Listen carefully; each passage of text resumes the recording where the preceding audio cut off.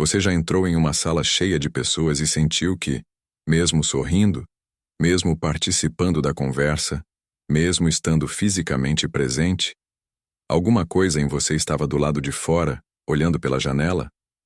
Não é solidão, não é timidez. É algo mais sutil e mais difícil de nomear. A sensação persistente de que você simplesmente não pertence completamente a nenhum lugar. E o mais intrigante é que essa sensação não escolhe os invisíveis. Ela aparece justamente em pessoas que, por fora, parecem perfeitamente integradas. Você ri na hora certa, contribui para a conversa, conhece as referências culturais do grupo. Mas por dentro existe um observador quieto que não para de notar a distância entre o que está acontecendo e o que você de fato sente. É como dançar uma música que você nunca ouviu antes. Você segue o ritmo, mas nunca chega a sentir a batida. A maioria das pessoas que vivem isso carregam um julgamento silencioso sobre si mesmas. Interpretam esse desencaixe como um defeito social, uma falha de caráter, uma prova de que são difíceis demais ou complicadas demais para simplesmente se encaixar. E quanto mais tentam forçar o pertencimento, mais artificial ele parece. É um ciclo que cansa por dentro sem deixar marcas visíveis por fora. Mas e se o problema não fosse você? E se essa sensação de deslocamento não fosse um sintoma de algo quebrado, mas o sinal de algo funcionando de uma forma diferente e muito mais complexa do que a maioria das pessoas ao seu redor consegue perceber? A psicologia tem observado há décadas que existem pessoas cujo sistema interno de processamento do mundo, emoções, relações, identidade, simplesmente opera em uma frequência diferente. Não superior, não inferior, diferente. E quando alguém assim entra em um grupo que funciona no piloto automático social, onde as trocas são superficiais, os papéis são fixos e a profundidade é evitada, o desconforto é quase inevitável. Não porque a pessoa seja antissocial, mas porque ela é incapaz de se satisfazer com o que não é genuíno. Pense nisso como ter um paladar muito refinado e ser convidado para um jantar de comida industrializada. Você não é ingrato. Você não é difícil. Você simplesmente consegue sentir a diferença. O que poucos percebem é que esse padrão de se sentir deslocado tem raízes muito mais profundas do que uma simples questão de personalidade. Ele está conectado a formas específicas de perceber o mundo, de processar emoções, de estabelecer vínculos e de proteger algo muito precioso que existe dentro de você. E essas formas se manifestam em características reconhecíveis, padrões que aparecem repetidamente nas pessoas que carregam essa sensação ao longo da vida. Existem 5 dessas características, e quando você as conhecer, muita coisa vai finalmente fazer sentido. Você entra em um ambiente e antes que qualquer palavra seja dita, já sente alguma coisa. Uma tensão que ninguém assumiu, uma alegria que parece performática, uma tristeza que está sendo disfarçada de normalidade. Você não sabe explicar como sabe.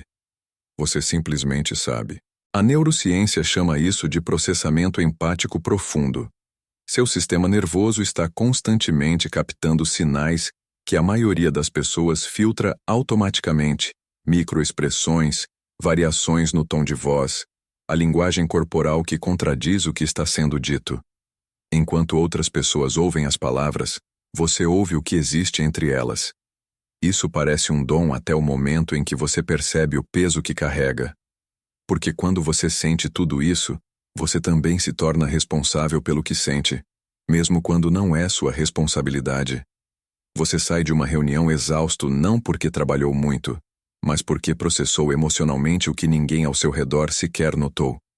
E a pergunta que você faz para si mesmo no silêncio do caminho de volta é sempre a mesma.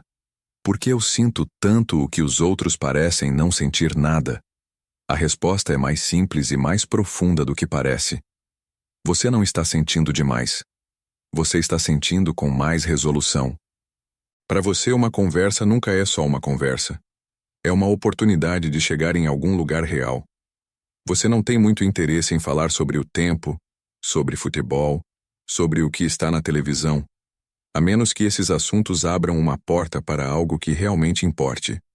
O que você busca, instintivamente, é o ponto em que a outra pessoa baixa a guarda e fala do que de fato está acontecendo dentro dela.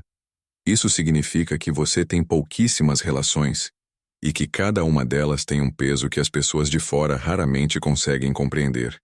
Você não coleciona amizades. Você constrói arquiteturas.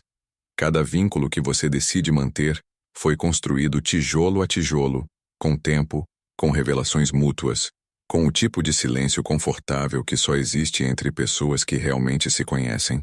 O problema é que nem todo mundo quer ser arquitetado. Muita gente prefere a superfície. É mais seguro, é mais fácil, é menos assustador. E quando você percebe que a outra pessoa está satisfeita com o raso, você não sente raiva. Você sente uma espécie de tristeza quieta, como se tivesse chegado até a porta de algo importante e descoberto que ela estava fechada por dentro. Não é rejeição, é incompatibilidade de profundidade. E essa diferença muda tudo. Existe uma parte de você que ninguém vê. Não porque você seja desonesto, mas porque você aprendeu, cedo e com precisão, que nem todo espaço merece o que você carrega dentro. Você tem pensamentos que não compartilha, percepções que guarda, uma vida interior tão rica e tão densa que às vezes parece que você vive em dois mundos ao mesmo tempo, o mundo que os outros veem e o mundo que só você habita completamente. Essa não é uma defesa neurótica. É uma forma de inteligência emocional que a psicologia chama de diferenciação do self. A capacidade de saber quem você é, independentemente do que o ambiente ao redor espera de você. Você não se dissolve nos grupos. Você não adota a opinião da maioria só para pertencer. E isso, que parece um problema social, é na verdade uma das formas mais sofisticadas de preservação psíquica que existe. Mas existe um custo. O custo é que, às vezes, a distância que você mantém para se proteger também mantém afastadas as pessoas que teriam capacidade de chegar perto de verdade. O desafio não é abrir o limiar para qualquer um. É aprender a reconhecer quem merece atravessá-lo. Você não termina as experiências quando elas acabam. Você as leva. Uma conversa que aconteceu na terça-feira ainda está sendo analisada na quinta. Uma palavra dita em tom errado continua ecoando horas depois que a situação já passou. Você revisita, reinterpreta, reorganiza, e só consegue chegar a uma conclusão quando sente que entendeu não só o que aconteceu, mas por que aconteceu e o que isso significa. Isso não é ruminação patológica, embora possa parecer. É um estilo cognitivo que os pesquisadores chamam de processamento profundo de informações.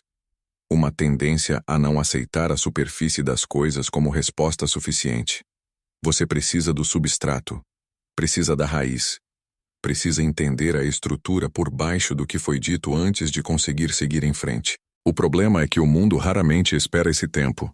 As pessoas querem respostas imediatas, reações instantâneas, posicionamentos na hora.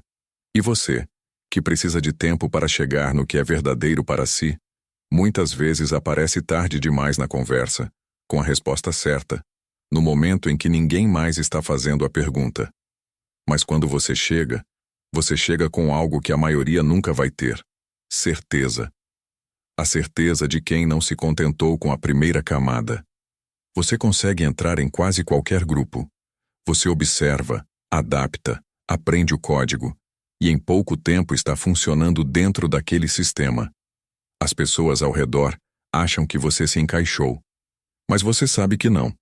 Você aprendeu a falar o idioma sem que esse idioma seja o seu.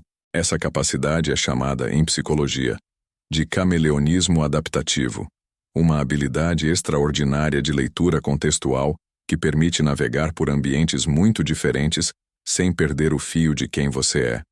Você não é falso quando faz isso. Você é versátil. Mas versátil de uma forma que cansa, porque exige uma vigilância constante entre o que o ambiente pede e o que você de fato é.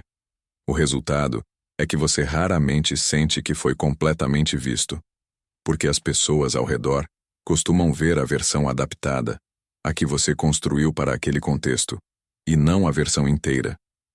E você carrega, em silêncio, a pergunta que ninguém ao redor percebe que você está fazendo.